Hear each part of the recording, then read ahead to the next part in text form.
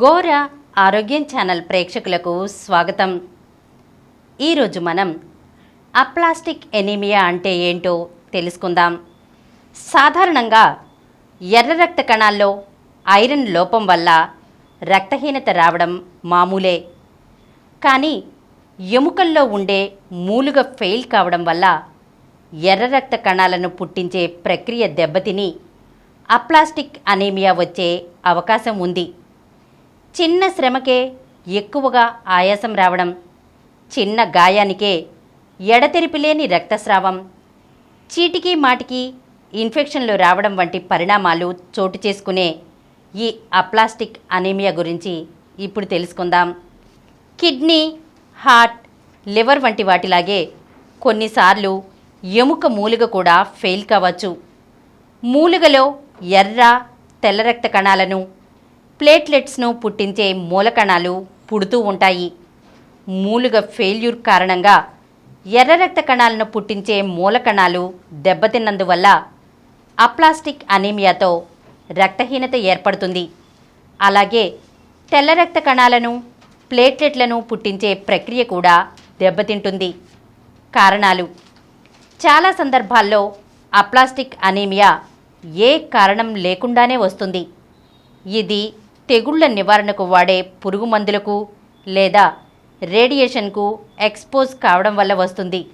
అంతేకాకుండా arthritis, lupus వంటి వాటికి చికిత్స తీసుకుంటున్న క్రమంలోనూ, మహిళల్లో గర్భధారణ సమయంలోనూ, హెపటైటిస్, పర్వోవైరస్ వంటి ఇన్ఫెక్షన్లు సోకినప్పుడు, కొందరిలో వంశపారంపర్యంగానూ లేదా ఇతరత్రా జన్యుపరమైన జబ్బుల వల్ల, అరుదుగా కొందరిలో మైలోడిప్లాస్టిక్ సిండ్రోమ్ లేదా మరికొందరిలో హైపోసెల్యులార్ బోన్ మ్యారో అనే ఒక రకం బ్లడ్ క్యాన్సర్కు ముందు దశగా, అరుదుగా సంభవించే పారాక్సిస్మాల్ నాక్టర్నల్ హీమోగ్లోబిన్యూరియా అనే సమస్యలో పైగా అనే జన్యు మార్పిడి జరిగినప్పుడు ఎర్ర రక్త కణాలకు సంబంధించిన ప్రోటీన్ లోపించడం వల్ల వ్యాధి నిరోధక వ్యవస్థ తన సొంత కణాలనే దెబ్బతీసినప్పుడు ఇది వస్తుంది.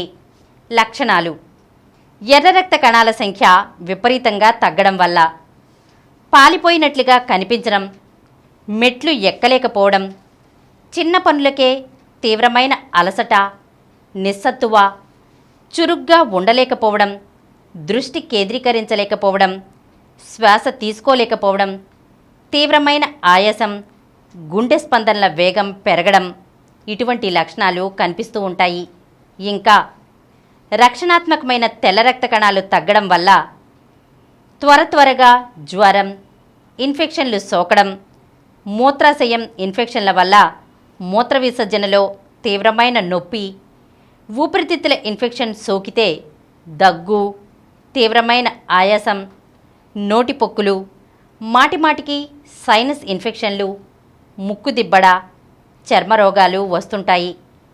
ప్లేట్లెట్లు తగ్గడం వల్ల చిన్న గాయమైనా ఆగకుండా రక్తస్రావం కావడం, యువతులు, మహిళలకు దీర్ఘకాలం కొనసాగే ఋతుస్రావం, ముక్కు నుంచి రక్తస్రావం, చర్మం కింద ఎర్రటి రక్తపు చుక్కలు కనిపించడం, బ్రష్ చేసుకున్న తర్వాత పంటి చిగుర్ల నుంచి రక్తస్రావం, ఇలా ఆగకుండా రక్తస్రావం అవుతుండడం ఒక్కోసారి మెడికల్ ఎమర్జెన్సీకి దారితీయవచ్చు. నిర్ధారణ పరీక్షలు: CBP, liver function test, kidney function టెస్ట్ల వంటి రక్త పరీక్షలతో పాటు బోన్ మ్యారో పరీక్ష చేయించుకోవాలి. చికిత్స: సాధారణంగా ఏదైనా తీవ్రమైన పరిస్థితికి దారితీస్తే తప్ప చికిత్స అవసరం ఉండకపోవచ్చు. అయితే తీవ్రమైన అప్లాస్టిక్ అనీమియాలో రక్త మార్పిడి, జ్వరం వంటి కేసుల్లో యాంటీబయాటిక్స్ ఇవ్వడం, ఫంగల్ ఇన్ఫెక్షన్లకు యాంటీఫంగల్ మెడిసిన్స్ ఇవ్వడం, సపోర్టివ్ చికిత్సగా కొన్ని దుష్పరిణామాల్ని నివారించేందుకు చికిత్స అవసరం. సకాలంలో చికిత్స అందకపోతే ప్రాణాపాయానికి దారితీసే ప్రమాదమూ ఉంది. సొంత వ్యాధి నిరోధక వ్యవస్థ దీనికి కారణం కాబట్టి కొన్ని సందర్భాల్లో వ్యాధి నిరోధక శక్తి తగ్గించే క్రమంలో ఇమ్యునోసప్రెసివ్ థెరపీ అవసరమవుతుంది. పరిస్థితి తీవ్రమై మరో ప్రత్యామ్నాయం లేనప్పుడు చివరిగా దాత నుంచి సేకరించి ఎముక మూలుగ మార్పిడి లేదా మూలకణ మార్పిడి చికిత్స చేయాలి. దాత నుంచి సేకరించిన మూలుగతో ట్రాన్స్ప్లాంట్ థెరపీకి వీల్లేని సందర్భాల్లో అత్యాధునిక చికిత్సలైన ఎల్ట్రాంపాబాగ్, రోమిప్లాస్టిమ్ అనే అత్యాధునికమైన సరికొత్త చికిత్సలు చేయాల్సిన అవసరం ఉంటుంది. ఈరోజు మనం అప్లాస్టిక్ అనీమియా అంటే ఏంటో తెలుసుకున్నాం కదా. మరొక అంశంతో మళ్ళీ కలుద్దాం.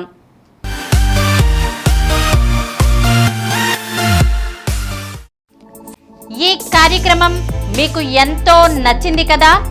ఇటువంటి మరిన్ని వీడియోల కోసం అనతి కాలంలోనే 20 కోట్ల వ్యూస్ సాధించిన డాక్టర్ సమరం మల్టీ ఛానల్ నెట్వర్క్ సమర్పించు గోరా ఆరోగ్యం ఛానల్కు సబ్స్క్రైబ్ చేయండి, లైక్ చేయండి, మీ ఫ్రెండ్స్కి షేర్ చేయండి. అలాగే ప్రక్కనున్న గంట సింబల్ని ప్రెస్ చేయడం మర్చిపోకండి. Please download Samaram Channels app from Google Play Store and watch your favorite channels. Click the bell icon and subscribe to the channels.